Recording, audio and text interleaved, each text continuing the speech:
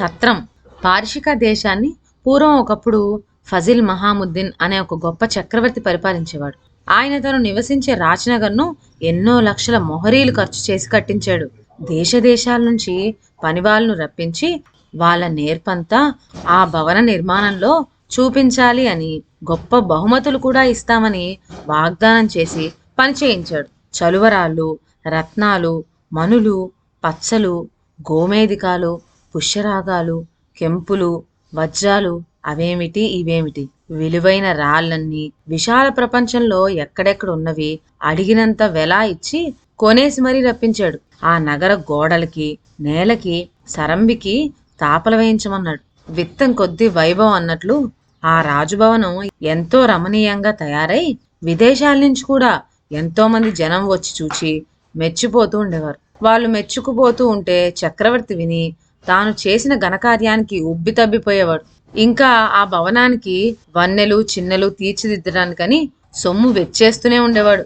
తన తాతలు గడించి పోగు చేసి ఉంచిన ధనం కోట్ల కొద్ది ధనాగారంలో ఉండేది కనుక ఆ సొమ్మంతా వెచ్చించి ఆ గొప్ప భవనాన్ని ఆయన కట్టగలిగాడే కాని ఏ చక్రవర్తి అలాంటి భవనం కట్టించడానికి సాధ్యమవుతుందా?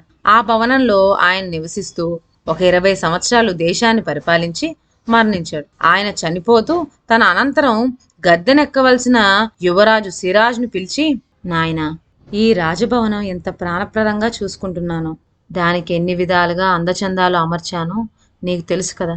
కనుక ఈ భవనాన్ని నీ శక్తి కొద్దీ నీవు అభివృద్ధి చేసి నా అభిలాష తీర్చవలసింది అని చెప్పి స్వర్గస్థుడయ్యాడు. చక్రవర్తి అవటంతోనే సిరాజుకి తండ్రి కన్నా ఎక్కువ పేరు సంపాదించాలి అంత వచ్చింది. తండ్రి కట్టించిపోయిన రాజనగర్ చుట్టూ ఉద్యానవనాలు, సరోవరాలు, లతామండపాలు, చిత్ర విచిత్రమైనవేవో ఇంకెన్నో కట్టించాడు. వాటన్నిటికీ బోలెడంత సొమ్ము ఖర్చయింది. తండ్రి కాలంలోనే ధనాగారంలోని సొమ్ము యావత్తూ ఖర్చయిపోయింది.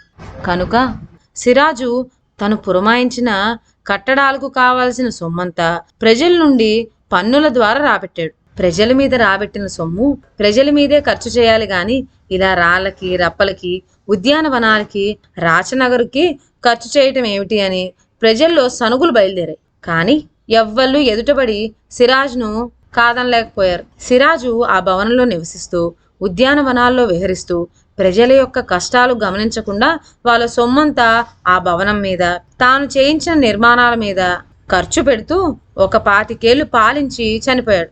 సిరాజు చనిపోతూ కుమారుడైన అబ్దుల్లాను పిలిచి, నాయన, పారశీక చక్రవర్తుల ఖ్యాతిని దశ దిశలా వ్యాపింపజేస్తున్న మన రాచనగరాన్ని, ఈ ఉద్యానవనాల్ని, లతా మండపాలను, సరోవరాలను జాగ్రత్తగా చూసుకోవాలి సుమా.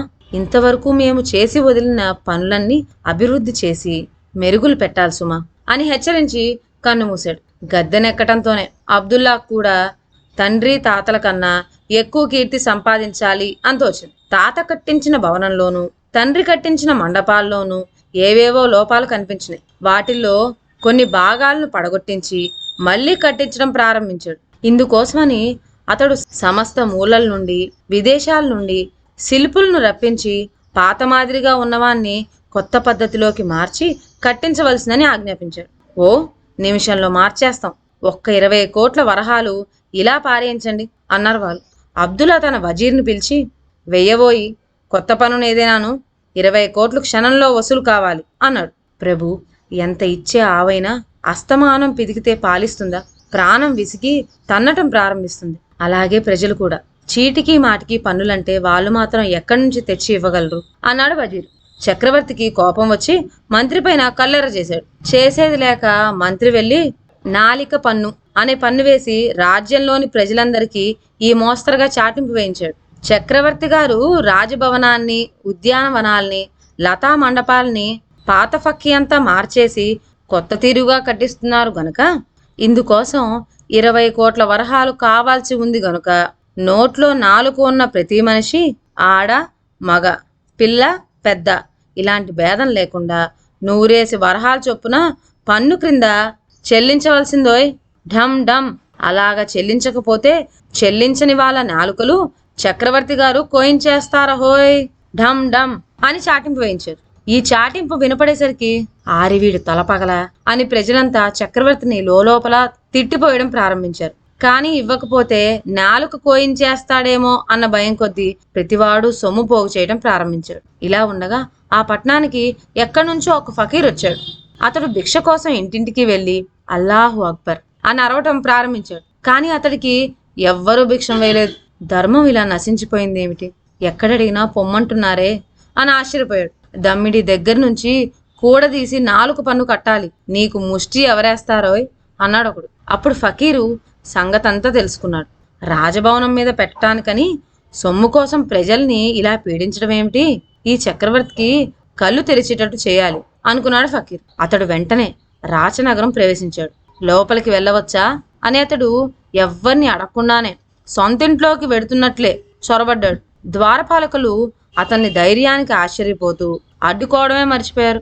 ఫకీర్ లోపలికి వెళ్ళి అక్కడ కనపడ్డ ఒక నౌకర్ని స్నానాల గది ఏదిరా అబ్బి అని అడిగి తెలుసుకొని షాదుషా స్నానం గదిలోకి చొరబడి నీళ్లు పోసుకొని చక్కా వచ్చాడు. వచ్చి భోజనాల సావడి ఏది అని వాకప్ చేసి తెలుసుకొని వెళ్ళి పీట వేసుకొని కూర్చొని వడ్డించోయ్ అని అక్కడున్న వంటవానికి ఆజ్ఞాపించాడు. చెప్పినట్లు చేయకపోతే ఫకీర్కి కోపం వచ్చి ఎక్కడ శపించిపోతాడో అన్న భయం కొద్దీ వాడతనికి షాదుషా గారి బంగారు పల్లెంలో పంచభక్ష పరవన్నాలు వడ్డించాడు.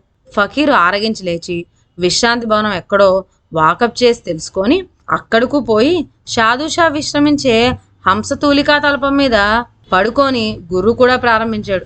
ఫకీర్ ఎవడో వచ్చి రాచనగరం సొంత భవనంలాగా వాడుకుంటున్నాడని తెలియటంతోనే అబ్దుల్లా చక్రవర్తికి ఆశ్చర్యం వేసి ఎవరు చెప్పమా అనుకుంటూ వచ్చి చూశాడు. ఫకీర్ ఇంకా నిద్రపోతూనే ఉండటం వల్ల సాహసించి షాదుషా అతన్ని లేపలేకపోయాడు. ఫకీర్ లేచే వరకు అక్కడే కనిపెట్టుకుని ఉండి లేవటంతోనే అబ్దుల్లా అతనితో, స్వామి, ఫకీర్ల నిమిత్తం మేం కట్టించిన సత్రాలు ఎన్నో ఉండగా తమరు రాజభవనమే ఉపయోగిస్తున్నారే అని అడిగాడు. ఫకీరు ఏమీ ఎరగనట్లు, ఇది కూడా సత్రం అనుకోనే నేను ప్రవేశించాను అన్నాడు. సత్రం కాదు మహాత్మా, మా తాత తండ్రి నివసించిన రాచనగరు, ప్రస్తుతం నేను ఉంటున్నాను అన్నాడు అబ్దుల్లా. ఓహో, అయితే మీ తాత ఇందులో ఎంతకాలం ఉన్నాడు అని యథాలాపంగా అడిగాడు ఫకీర్. 20 సంవత్సరాలు అని జవాబిచ్చాడు అబ్దుల్లా. మీ తండ్రి అని తిరిగి ప్రశ్న వేశాడు ఫకీర్. 50 సంవత్సరాలు అన్నాడు అబ్దుల్లా. నువ్వెన్ని సంవత్సరాల నుంచి ఉంటున్నావు అని మరొక ప్రశ్న వేశాడు ఫకీర్. నా వయసు 30 ఏళ్ళు, నేను పుట్టినప్పటి నుంచి ఇక్కడే ఉంటున్నాను, జీవితాంతం వరకు ఇక్కడే ఉండబోతాను అన్నాడు అబ్దుల్లా. నువ్వు 100 సంవత్సరాలు బతుకుతావని అనుకుందాం, అప్పుడింకా 70 ఏళ్ల కన్నా ఎక్కువ కాలం ఈ భవనంలో నువ్వు ఉండవన్న మాటే కదా అని ఏదో రకంగా చూశాడు ఫకీర్. ఫకీర్ అలా ఎందుకంటున్నాడో అర్థం కాకుండానే షాదుషా చిత్తం అన్నాడు. ఫకీరు తల్పం మించి లేచి, షాదుషా, నేను చెప్పానే ఇది సత్రంగాక మరేమిటి, నీ తాత తండ్రి కూడా ఇందులో కొంతకాలమే ఉండి వెళ్ళిపోయారు, నువ్వు కూడా అలాగే కొంతకాలం ఉండి పోయేవాడివే కానీ ఇందులో శాశ్వతంగా ఉండబోయేది లేదు కదా. అలాంటప్పుడు ఈ భవనం కోసం కన్నబిడ్డలు వంటి ప్రజల్ని పీడించడం ఎందుకు? ఈ సత్యాన్ని గుర్తించి ఇకనైనా వాళ్ళ సొమ్మును వాళ్ళ క్షేమం కోసమే ఉపయోగించు అని హితబోధ చేస్తూ, ఇంకా నాకు ఈ సత్రంతో పని లేదు అని అక్కడి నుంచి లేచి వెళ్ళిపోయాడు. అబ్దుల్లా జ్ఞానం తెచ్చుకొని వెంటనే 4 పన్ను తీయించివేశాడు. అంతేకాదు నాటి నుంచి వెర్రిగా లోకుల సొమ్ము బలవంతంగా పన్నులు చేసి ఆ భవనం కోసం వేచించడం కూడా మానుకున్నాడు. ఇదండి ఇవాళ కథ. మరొక మంచి కథతో నెక్స్ట్ వీడియోలో కలుద్దాం. అంతవరకు సెలవు. నా ఛానల్లోని కథలు మీకు నచ్చినట్లయితే నా ఛానల్ను లైక్ చేసి సబ్స్క్రైబ్ చేయండి. షేర్ చేయడం మర్చిపోవద్దు. కొత్త కథల నోటిఫికేషన్ కోసం బెల్ ఐకాన్ ప్రెస్ చేయండి. Thank you.